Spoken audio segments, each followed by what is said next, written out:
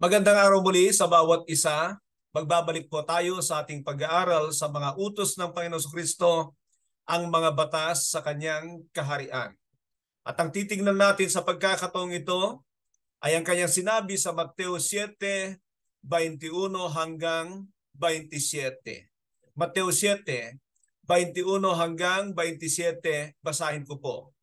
Hindi lahat ng tumatawag sa akin, Panginoon, Panginoon, ay papasok sa kaharian ng langit, kundi yaon lamang mga sumusunod sa kalooban ng aking Amang nasa langit.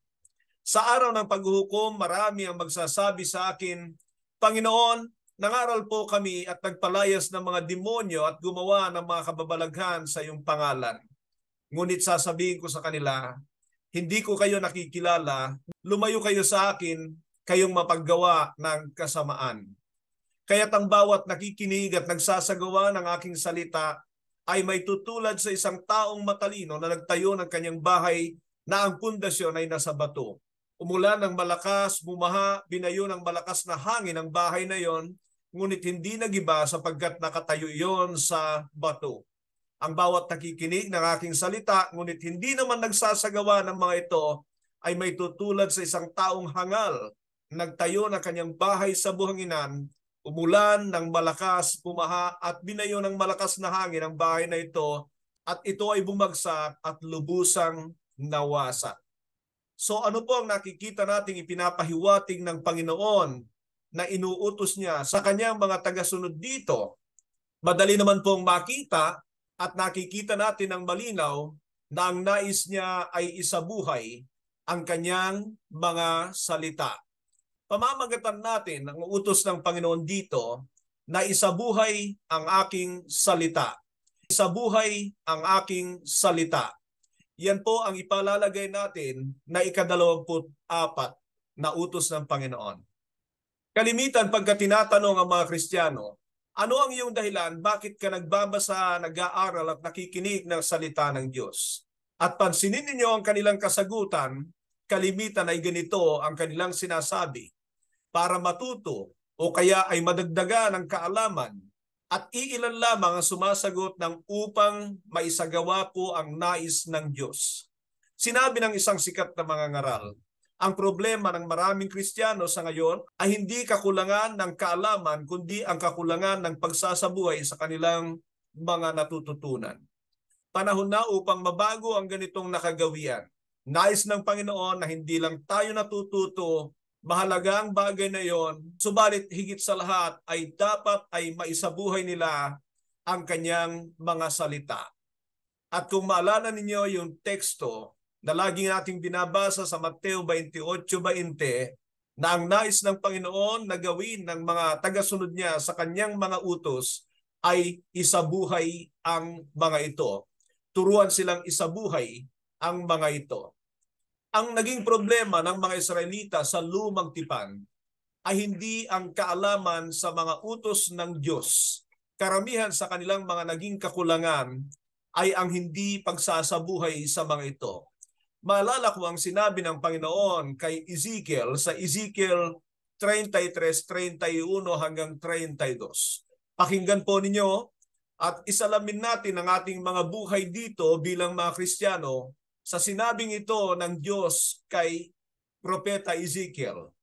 Sinabi ng Diyos, sama-sama nga silang pupunta sa iyo upang pakinggan ka, ngunit hindi naman nila isasagawa ang kanilang naririnig. Pupurihin nila ang iyong sinasabi, ngunit kasakiman din ang maghahari sa kanila.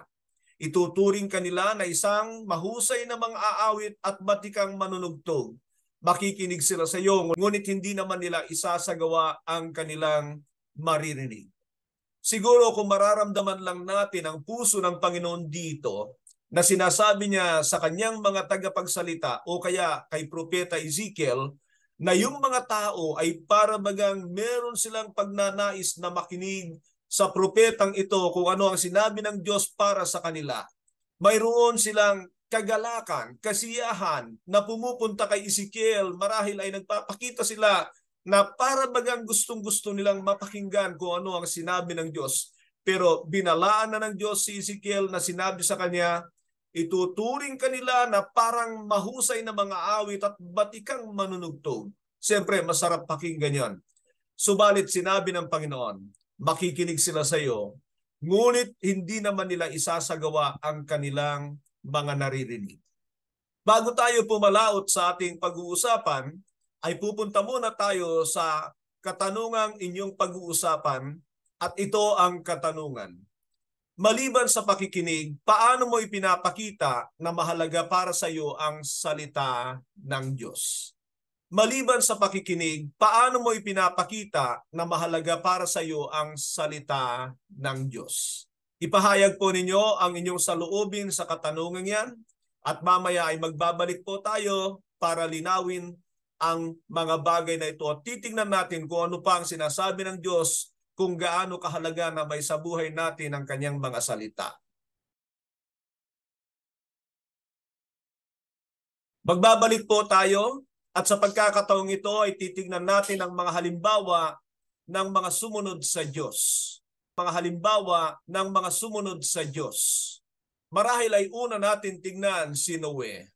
At sa aklat ng Henesis, Kabanata 6 at 7, ay nais kong sabihin sa inyo na 2 beses din sinabi ng Diyos, ginawa ni Noe ang lahat ng ipinag-uutos ng Diyos sa kanya.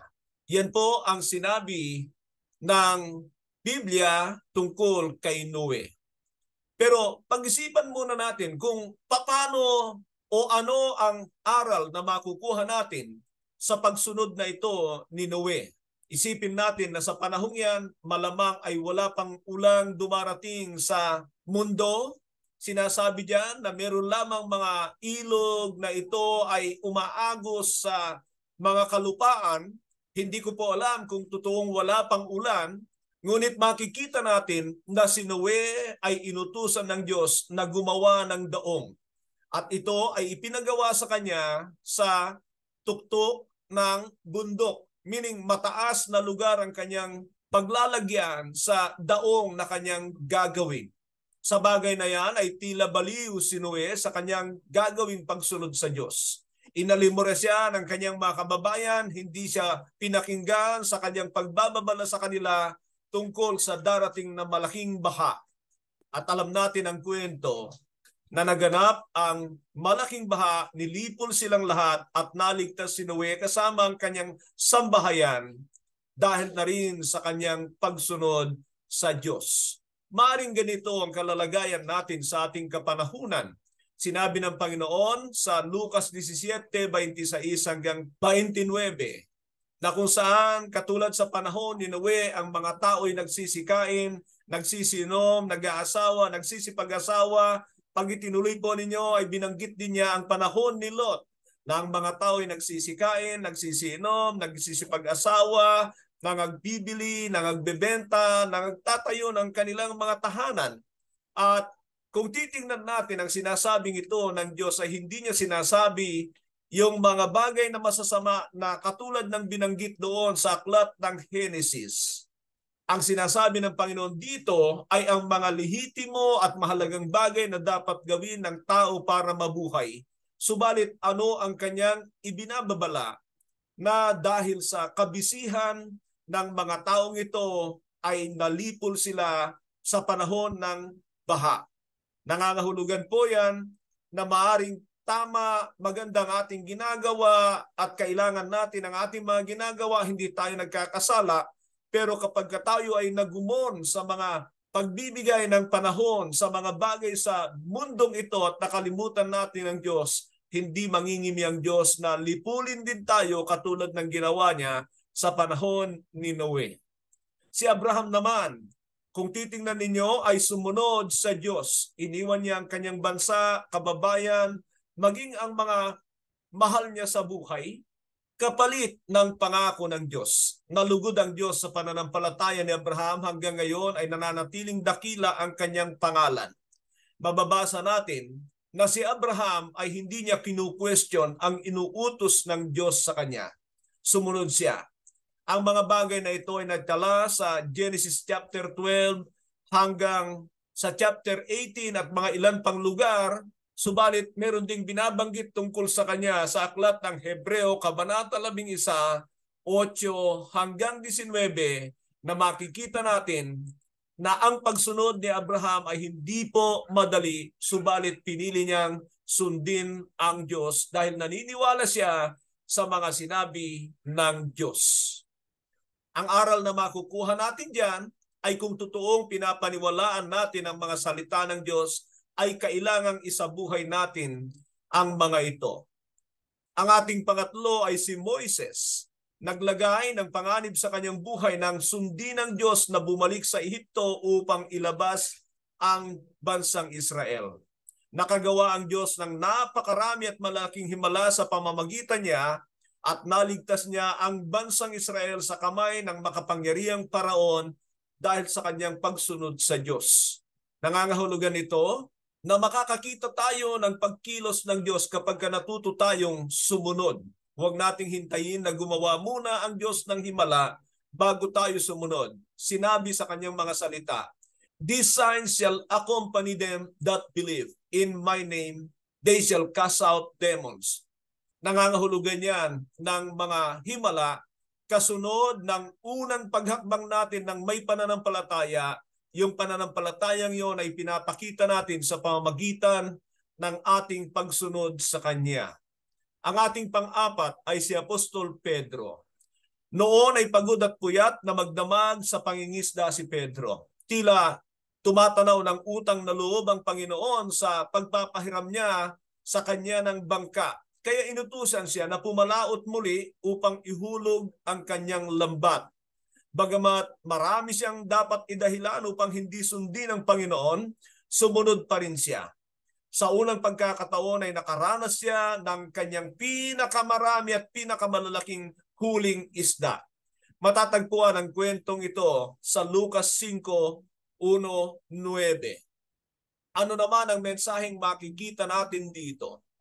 Makikita natin ang kalukuran ng Diyos kapag hindi natin alintana ang mga sagabal sa ating sarili. Laging nandoon ang mga sagabal para sundin natin ang Diyos katulad sa nangyari sa buhay ni Pedro. Subalit ito ay napagtagumpayan niya dahil sa kanyang paniniwala sa salita ng Panginoon na ihagis muli ang kanyang lambat sa dagat. Sa buhay naman ng Panginoon ay alam ng Panginoon na tiyak na kamatayan ng kanyang kahahantungan. Iyan ay sa pagsunod sa kanyang Ama. Nagawa niya ang bagay na pinakamahirap sa lahat. Nagbunga ito ng kaligtasan para sa buong sangkatauhan. Alam natin ang buhay ng Panginoon. Dahil sa kanyang masusing pagsunod sa kanyang Ama, ay naging tagapagligtas siya ng buong sangkatauhan. Mga kapatid, sasabihin ko po sa inyo, kung matuto tayong sumunod sa ating Hari at Ama, ay sigurado kong meron siyang gagawin sa ating mga buhay. Hindi lamang marahil sa walang hanggan, kundi maging sa mga panahong ito. Naniniwala ako na kapag ang tao'y masunurin, magiging kasangkapan siya ng Diyos. Subalit ang mga tao na pinapalagpas lamang ang salita ng Panginoon, hindi kayo maaring kasangkapanin ng Diyos. At nais kong sabihin sa inyo, hindi kayo hihintayin ng Diyos, saka lamang siya gagawa at kakasangkapanin tayo kapag tayo ay may pagsunod sa Kanya. Naway maging katulad tayo ng Panginoon sa sinabi niya sa Juan 6:38, "For I have not come from heaven to do my will, but to do the will of Him who sent me." Nawa ay masabi rin natin ang bagay na yan. Nandirito ako, nabubuhay ngayon sa mundong ito at bilang pasasalamat at pag-ibig sa aking Amang nasa langit, ako ay sumusunod sa Kanya upang gawin ang Kanyang kalooban. Punta tayo sa ating pangalawang punto. Ang pagsunod ay, number 1, bunga ng totoong pananampalataya. Bunga ng totoong pananampalataya. Sinabi ni Santiago sa Santiago 2:14-18, "Ipakita mo sa akin ang iyong pananampalataya at ipakita ko sa iyo ang aking pananampalataya sa pamamagitan ng aking mga ginagawa. Makakapagligtas ba ang pananampalatayang walang gawa?" Alam natin ang sagot niya na hindi. At nangangahulugan yan na sa mga totoong mananampalataya ay talagang susunod sila sa Diyos. Pangalawa na nais kong sabihin sa inyo, na kapag ang tao ay totoong ipinanganak na muli, magtataglay siya ng Espiritu ng Diyos. Yung Espiritu ng Diyos na yon ay imposible na hindi ka bibigyan ng conviction para sundin ang Diyos. Bukod pa doon ay tutulungan tayo ng Diyos sa pamamagitan ng pagkilos ng banal na Espiritu sa ating mga buhay. Ang isa pa ay katibayan ng pag-ibig sa Diyos. Katibayan ng pag-ibig sa Diyos. Alam natin ang sinabi ng Panginoon, "If you love me, obey my commandments." Sinabi ko nga po sa mga nakaraan, universal feeling na lahat ng tao na naniniwalang may Diyos na makapangyarihan sa lahat ay nararamdaman nila sa kanilang puso ang pag-ibig sa Diyos. Pero laging sinasabi ng Panginoon ang katotohanan ito, "If you love me, obey my commandments." Alam natin na yan ay paulit-ulit niyang sinasabi sa banal na kasulatan sa Juan 14:21, sa unang Juan 2:3-5, na makikita natin dyan na kasama ng pagsasabuhay sa salita ng Panginoon ang totoong pag-ibig sa Kanya. Diyan na rin po sa aking binanggit sa unang Juan 2:3-5 ay sinasabi niya na kung tunay na kilala natin ang Diyos ay susundin natin ang Kanyang mga salita. Pansinin po ninyo ang ating kapanahunan at makikita nyo na marami ay umaangkin na kilala nila ang Diyos. Pero sa Panginoon, kung talagang kilala mo ang Diyos, ay sinusunod mo ang Kanyang mga salita. Ang ating panglima ay pagpapanatili sa pag-ibig ng Diyos. Pagpapanatili sa pag-ibig ng Diyos. Sinabi ng Panginoon sa Juan 15:10, "If you love me, you will obey what I have commanded you, just as I love the Father and obeyed His commandments." Diyan ay pinapakita ng Panginoon na ang tunay na pananatili ng pag-ibig sa isang mananampalataya ay ikaw ay marunong magsabuhay sa mga salita ng Diyos. Huwag nating gawing pamantayan na kapag maganda at maaliwalas ang lahat ng nagaganap sa ating buhay, ay nandiyan ang presensya ng Diyos. Kalimitan sa mga lingkod ng Diyos sa Biblia, kapag sinusunod nila at isinasabuhay ang salita ng Diyos, sila ay talagang nagkakaroon ng problema sa mundong ito. Alalahanin natin na lahat ng kanyang mga alagad ay namatay dahil sa kanilang pagsunod sa Diyos. Ang ating pang-anim ay paglalagay ng matibay na pundasyon sa ating kinabukasan. Paglalagay ng matibay na pundasyon sa ating kinabukasan. Tingnan po ninyo yung talinghaga sa talatang 24-27 ng Mateo 7. At yan ay makikita nyo na pinagkukumpara niya ang parehong nakinig sa salita ng Diyos, ang isa ay nagsabuhay at ang isa ay hindi. Makikita natin na yung nagsasabuhay sa kanyang salita ay parang nagtayo ng bahay sa ibabaw ng bato. Ano ang ibig niya sabihin diyan? Darating man ang mga pagsubok diyan sa bahay na yan ay hindi yan magigiba. Yan ang inilalarawan ng isang tao na nakikinig sa mga salita ng Diyos at nagsasabuhay nito. Samantalang doon sa tinawag niyang hangal ay makikita natin na nakinig din naman. Subalit kung titingnan natin ay hindi niya ito isinasabuhay. Kaya tingnan niyo ito mga kapatid.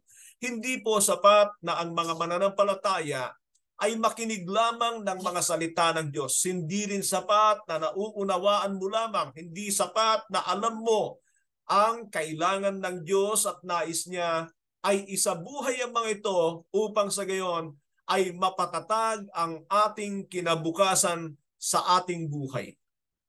Marahil ay hindi man natin maranasan ang resulta nito sa ating kapanahunan, sinisigurado ko na totoo ang salita ng Diyos, doon sa kabilang buhay ay magmamana tayo ng mga bagay na hindi natin sukat akalain.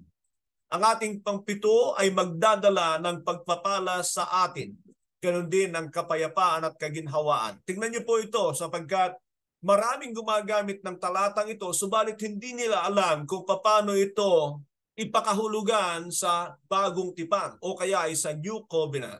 Yung sinabi ng Joshua 1:8, "Do not let this book of the law depart from your mouth, meditate on it day and night, so that you will be careful to do everything that is written in it." So tingnan po ninyo, ang Biblia ay dapat ay sinasabi ito o kaya ay binabasa natin ito at pagkatapos ito ay ating pinag-iisipan. We meditate on it day and night. And what is the reason behind? The reason is that you will be careful to do everything that is written in it. Now, tingnan niyo ito hindi sapat lang yung ito'y binabasa mo o kaya sinasalita mo, lumalabas sa iyong mga bibig, laman ng iyong isipan. Sinabi ng Diyos, para makamtan ninyo ang pagpapala nito ay kailangan yung isabuhay. So that you will be careful to do everything that is written in it. Then, you will be prosperous and successful. Prosperity and success. Nais ko lang sabihin muli na sa New Covenant, ang success ay hindi po yung tayo ay matagumpay sa buhay sa mundong ito na mapasa atin ang mga bagay na inaasam natin. Ang katagumpayan sa mata ng Diyos sa New Covenant ay ikaw ay makapanatili sa iyong paglakad sa kalooban ng Diyos, ano man ang mangyari sa buhay mo, katulad ng kanyang mga alagad na mga apostol, kasama na rin ang ating Panginoon Kristo, na kinamatayan nila ang kanilang pananampalataya dahil sa pagsunod sa Diyos. Yan ang tunay na tagumpay sa New Covenant. Ang inaangkin nga lamang ng ating kapanahunan ay yung mga pangako ng Diyos doon sa Old Covenant, subalit hindi po yan para sa atin sa kapanahunan ng New Covenant na itinatag ng ating Panginoong Kristo. Ang isa pa na nakikita ko rito, na kung ikaw ay totoong naligtas, ay siguradong maging masunurin ka. Tingnan nyo, sabi ng Panginoon sa Mateo 7:21 hanggang 23, "Hindi lahat ng tumatawag sa akin, Panginoon, Panginoon, ay papasok sa kaharian ng aking Amang nasa langit, kundi yun lamang gumagawa ng kalooban ng aking Amang nasa langit." Kundi yun lamang gumagawa ng kalooban ng kanyang Amang nasa langit. Yun talaga ay katibayan ng kaligtasan, na ikaw ay nagkaroon ng kapatawaran sa iyong kasalanan at ikaw ay nabubuhay sa kalooban ng Diyos sapagkat ibinigay ng Diyos sa iyo ang kanyang banal na Espiritu. Punta tayo rito sa ating pangatlong punto, mga bunga ng hindi pagsunod. Mga bunga ng hindi pagsunod. Mabuhay na pananampalataya. Mabuhay na pananampalataya.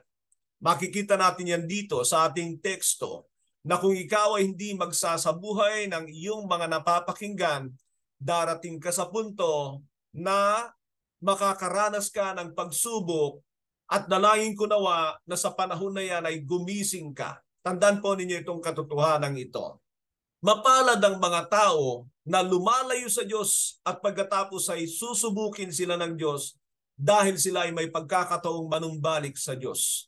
Subalit nakakatakot ang mga tao na lumalayo sa Diyos, hindi iniintindi ang mga sinabi ng Diyos, ayaw magsabuhay sa kalooban ng Diyos, subalit patuloy na pinagpapala. Nakakatakot ang kanyang kalalagayan sapagkat sinisigurado ko, iisipin ng mga taong ito na kahit sila ay lumalayo sa Diyos, tapat ang Diyos na pinagpapala sila. Hindi yan katapatan ng Diyos, kapatid. Yan ay dapat panggigising sa iyo na ikaw ay inilalayo ng dyablo sa pamamagitan ng mga bagay sa mundong ito sa Diyos. Dapat ay ganyan ang pangunawa natin sa bagay na yan at hindi yung inaakala natin na pagpapala ang mga bagay na nakakamtan natin kahit tayo ay lumalayo sa Diyos, nandyan pala ang kabaitan at kabutihan ng Diyos sa atin. Hindi po. Yan ay maling kaisipan tungkol sa Diyos. Nangangahulugan yan na hindi matatag ang kinabukasan natin. Hindi magiging matatag. Doon sa pahayag 3:10 ay sinabi ng Panginoon sa isang iglesia, "Dahil ikaw ay sumusunod sa aking mga utos, iingatan kita sa panahon ng mga pagsubok."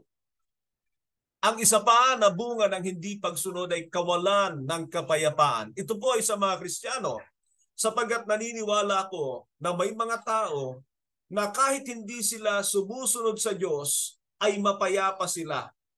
Ang alam ko sa mga taong gayon ay wala silang conviction mula sa Diyos.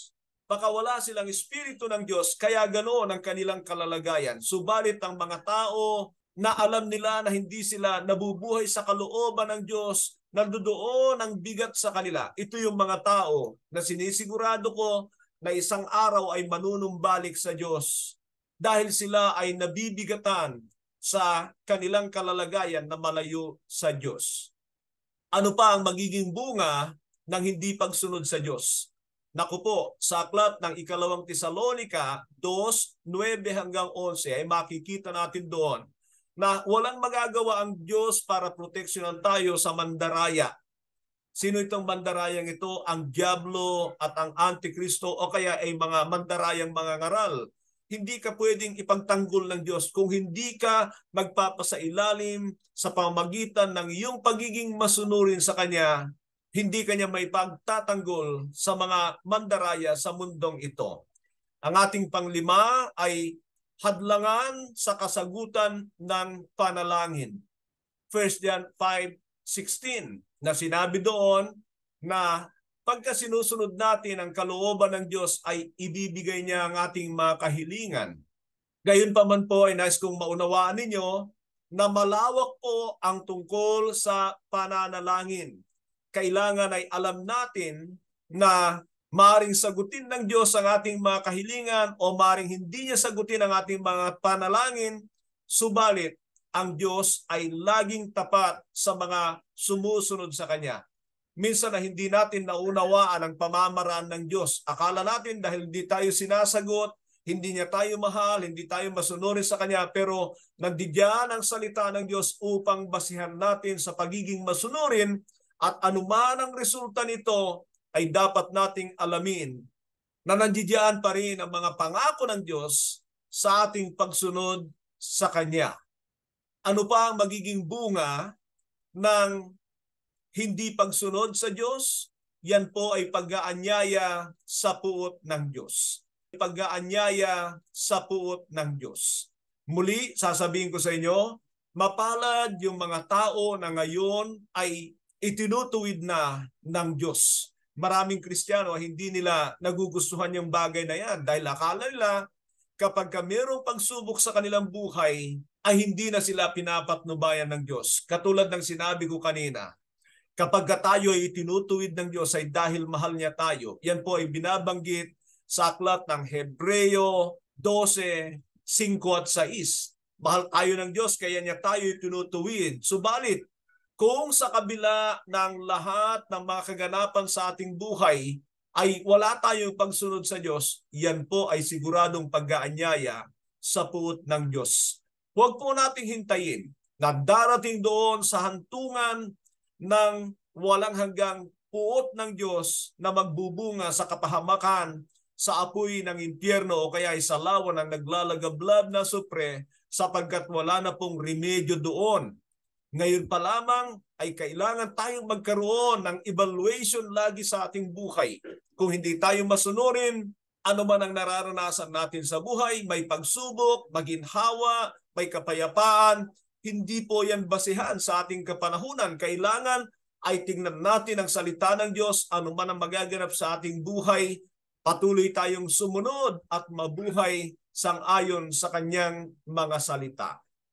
Isa pa na magiging bunga ng hindi pagsunod sa salita ng Diyos ay magiging daan para tayo ay hawakan ng kaaway. Sigurado po yan. Malala nyo ang sinabi ng aklat ng Efeso 2:1 at 2, dati mga patay kayo dahil sa inyong mga kasalanan at pagsuway. Yun po ang sinabi sa talatang 1. Nangangahulugan yan na kahit tayo ay palasimba sa ating kapanahunan o kay nagkakaroon ng ganitong mga pag-aaral, kung tayo ay hindi naman sumusunod at hindi natin isineset ang ating mga puso para sumunod, ay nandiyan pa rin ang katotohanang hiwalay tayo sa Diyos, patay ang ating relasyon sa Kanya at tayo sa mata ng Diyos ay mga patay. Anong dahilan bakit hindi sumusunod ng isang tao? Ang sabi niya, sinusunod ninyo noon ang prinsipe ng sanlibutan, ang kumokontrol sa mga taong pasaway sa Diyos. Sino yon? Si Satanas. Pag ang tao ay hindi sumusunod sa kalooban ng Diyos dahil mayroong diablo na gumagawa sa kanyang likuran.